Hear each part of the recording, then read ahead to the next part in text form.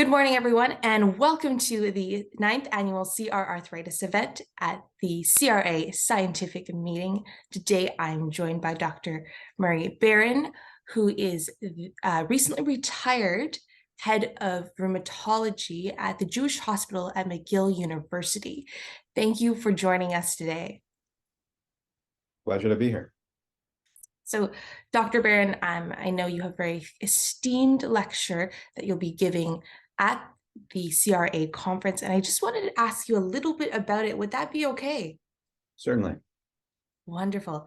So let's start off with, can you tell us a little bit about yourself and how you're involved in rheumatology? Well, I've been involved in rheumatology for many years. I'm a native of Montreal. I went to med school in Montreal. I trained in internal medicine in British Columbia, and I trained in rheumatology in Toronto, and I went back to work at the Jewish General Hospital in Montreal a long time ago, where I was the head of the division of rheumatology until last year. I've had an interest particularly in scleroderma, which is what we're going to be talking about, since I was in my training, actually. And about 20 years ago, I had really just been a clinician until that time. And about 20 years ago, I decided to change my career a little bit and get more involved in research, and particularly in scleroderma. And what we did was created a large group of rheumatologists across the country who could collect data on patients with this illness so that we can study large numbers, because it's a fairly rare disease, only about 300 per million population.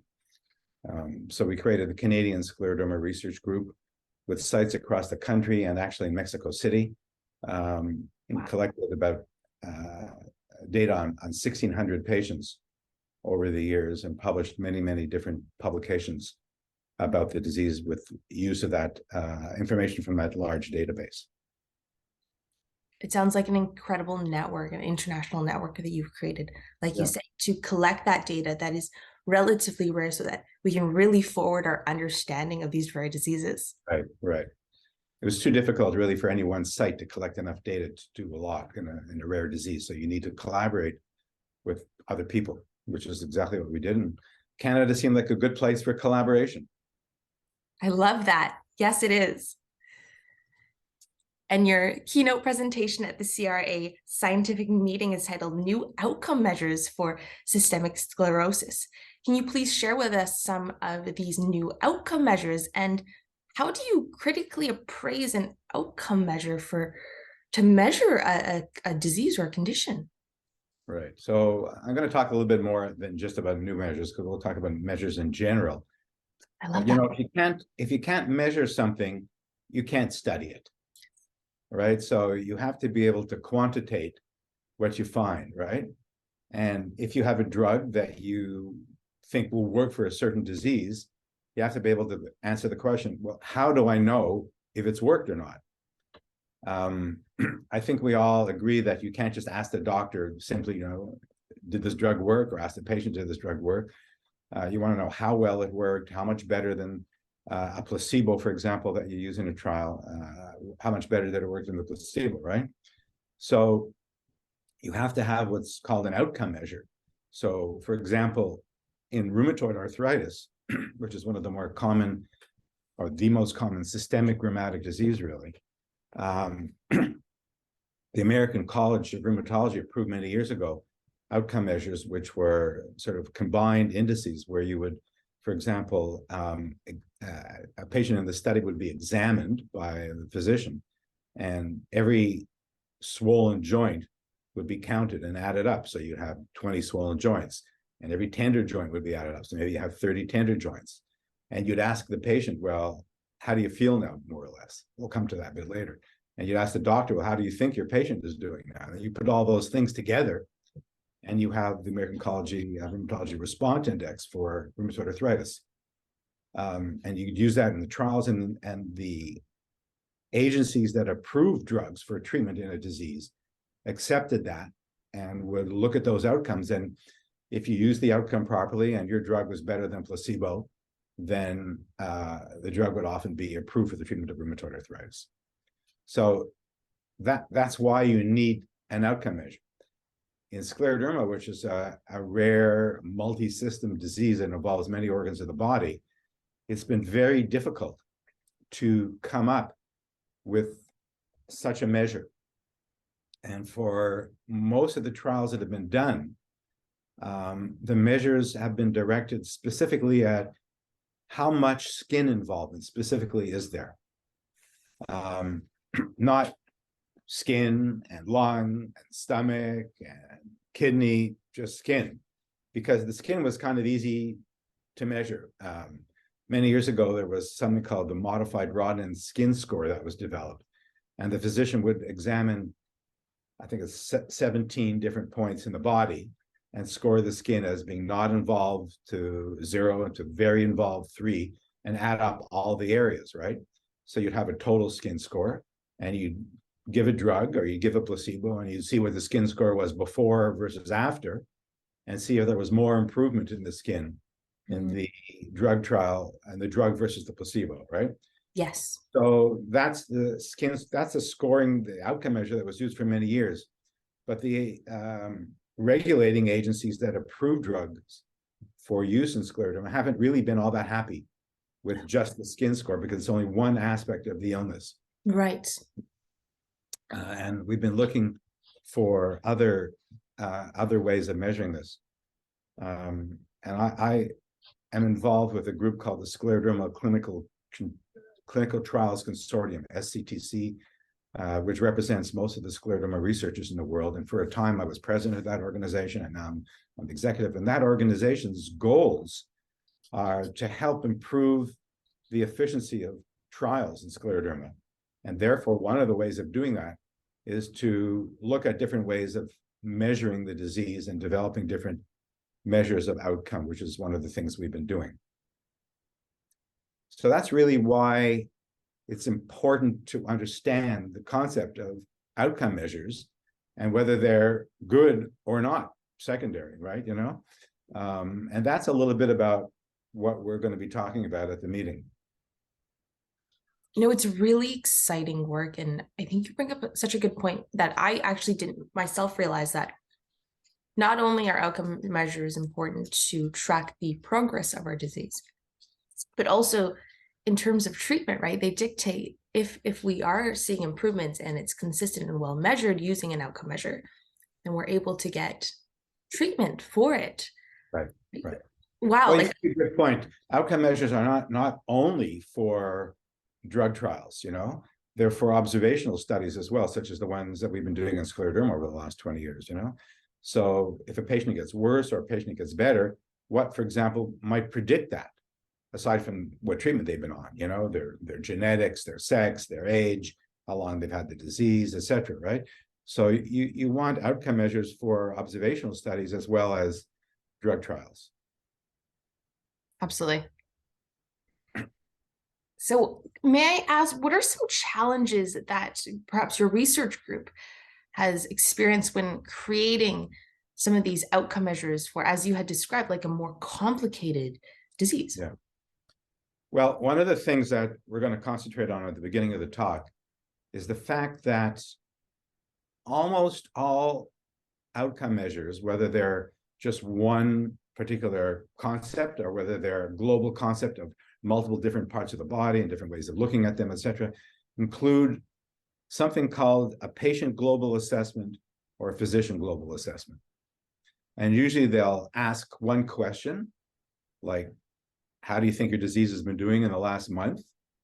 And they'll have it scored on a scale of 0 to 100 or 0 to 10, and the patient will tick off on that scale where they think they are, okay? So those scales are called visual analog scales, where it's a straight line, or you could have a numerical rating scale where it's 0, 1, 2, 3, 4, 5, 6, 7, 8, 9, 10, or a scale that says, I feel great, I feel terrible, I feel so-so, I feel and in between. They're called Likert scales. So there's different ways of doing it.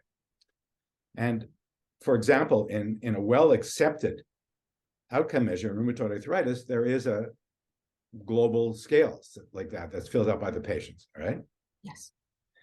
The problem is the way those scales were developed, if you really understand what you need to do to create a good outcome measure, was basically written down, I have a feeling, by a couple of physicians having a beer after a meeting like the CRA, and said, well, what question should we ask? And how should we word the anchors of the scale? I feel great, I feel terrible.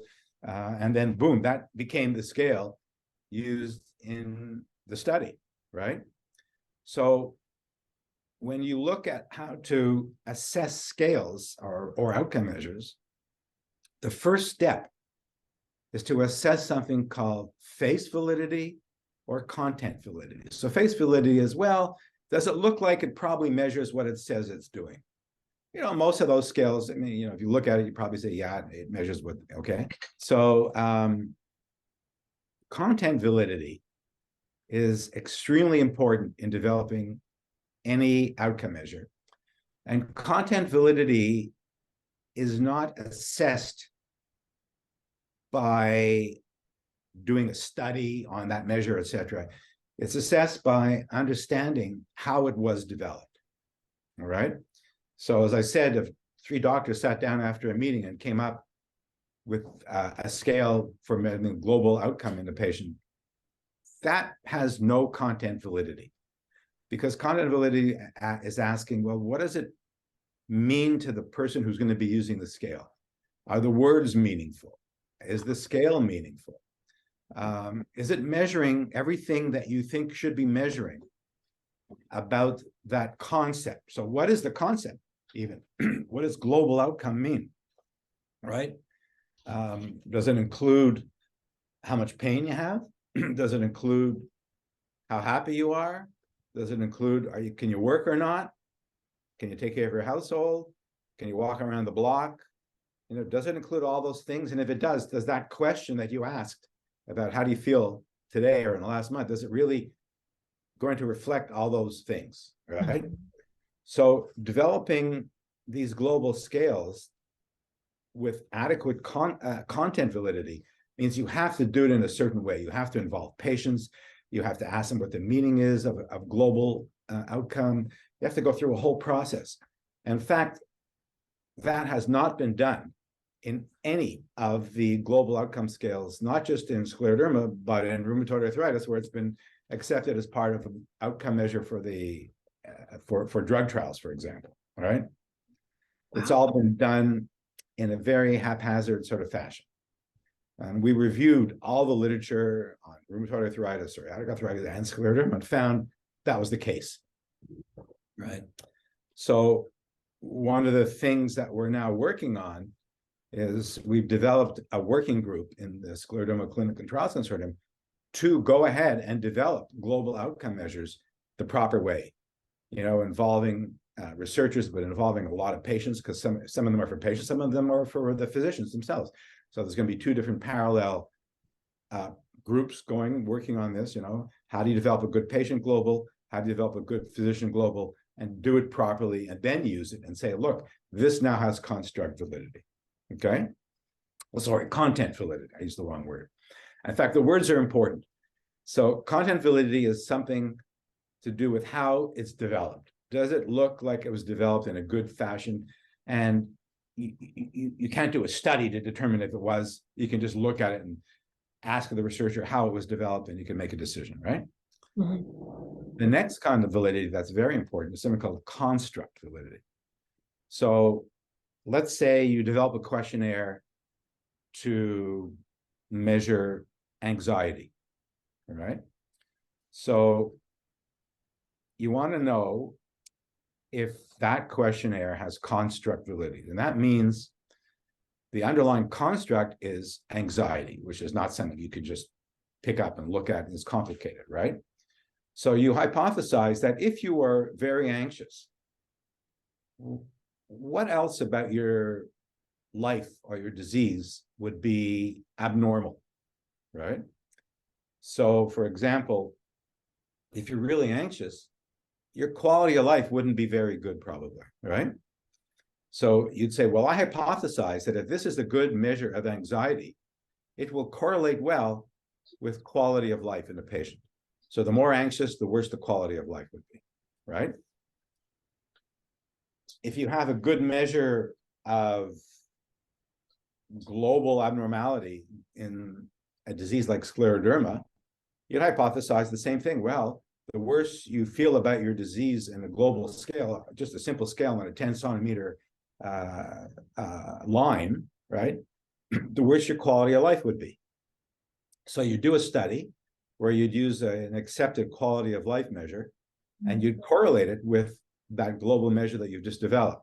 If it correlates well, you say, well, that has construct validity, because they both would relate to how bad your underlying disease is, right? The worse underlying disease, the worse your global measurement, and the worse your quality of life would be. The problem is that without content validity of the new scale you're looking at, construct validity is really hard to measure. And the reason is this. Let's say you had a measure of depression and not anxiety. And that's what you were measuring, right? So your depression scale would also correlate well with quality of life. If you're depressed, not anxious, but depressed, your quality of life wouldn't be good. And if you looked at a correlation between a measure of depression and quality of life, you'd find out that they correlate well, just as it would if it was a measure of anxiety. So before going into that process of measuring this construct validity, you have to know that your measure is measuring depression or it's measuring anxiety. And that's where content validity comes in, right? The first step is very important. You have to know that your measure was developed to look at depression, not anxiety. You follow me? Yes. It's a little complicated, but so developing outcome measures has to really start with good content validity and then go on to measure construct validity and other types of validity. It's so interesting, right? The fact that in order to develop a good measure that is able to capture something as complex as scleroderma, we go through these processes, very rigorous processes, and these sciences of capturing face validity, capturing content validity, capturing construct validity. And I really do appreciate how well you're able to articulate that. And I think I learned something new today about all of those things. Thank you so much. Good. I'm happy. And with that, can I ask, do you have any other insight you'd like to share to improve a patient's disease journey or health outcomes? That's a tough question. We see so many patients who come in and get their information from Dr. Google. Yes. And that's a big problem. First of all, there's nothing wrong with looking things up on the web, and there's nothing wrong with learning about the disease yourself if you're a patient with that illness, okay? I think that's great. But look at resources that are well recognized as being unbiased and not just there to make a buck. So, like, for example, the Arthritis Society or the patient organizations that you represent, or the Arthritis Foundation in the United States, or other big organizations that put out information that's been vetted, that makes sense, that isn't just something about some strange treatment that a few people say it worked, You have to understand the difference between an opinion of one or two people versus the results of a real trial. People tend to get better who are put into drug trials. Everyone, 30% of people, most drug trials get better using those outcome measures, right? So, we know that people get better with time, depending on what it is that you're looking at, right?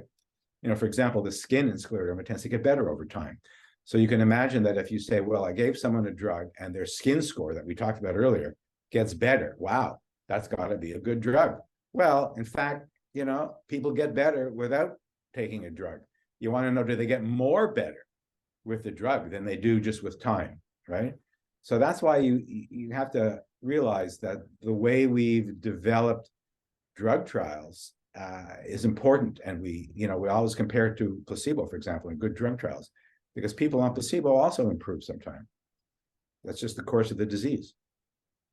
So I think for patients, that's very important, that look for advice from good sites. Secondly, you may not agree with what your doctor has suggested, but if you don't like it, tell him. Don't go home and say, oh, I'm going to take this pill, and then he finds out 6 months later that you haven't taken it, Either you're going to have a good relationship with your physician and there's gonna be some understanding back and forth, or it's going to be a one-way thing, and the doctor's banging his head against the wall, thinking you're taking the drug, and you come in 6 months later and he finds out that you aren't. Nobody's happy, neither the doctor nor the patient, really, in the end, you know. So, you know, be open with your physician and talk about your hesitancy about taking certain things and come to some resolution together, you know. And I think support groups are important too for patients, you know, that, you know, you find, I mean, it's a terrible thing to find out all of a sudden that you have a chronic illness that you're going to have to deal with the rest of your life. And it's a big shock for everyone, right? And support groups have patients in them who've gone through that and can give you some feedback and help you out with understanding how it's going to be. And usually it turns out you can manage it, you know, and help you get over that initial shock, you know. So I think that's important also. That's truly beautiful advice. I cannot, you know, agree more that finding reliable information and, you know, letting your doctor having that open dialogue and I know it's a little bit intimidating for patients to challenge, you know, an authoritative figure at times, but these are humans and they do want to help. Believe me, rheumatologists are some of the most incredible people I've ever met. They really do want to help and they do want to listen to you and they do want to have a bond and create that therapeutic alliance. And as you said, reach out, find support. We may link below this video a few resources that you can look into to find yourself. Good idea. Amazing. And with that, Dr. Barron, you know, thank you for your time. Thank you for sharing your expertise. And I wish you all of the best. I know you're continuing going to be involved in research and pushing this field forward, but I hope you take some time to yourself now that you are retired. Thank you. Well, I'm only semi-retired. I retired from that one, but I'm still seeing patients. You know you love your work when you... Yeah. What could I do that would be more interesting, right? Absolutely. Well, thank okay. you. We'll see everyone soon. Bye-bye. Bye.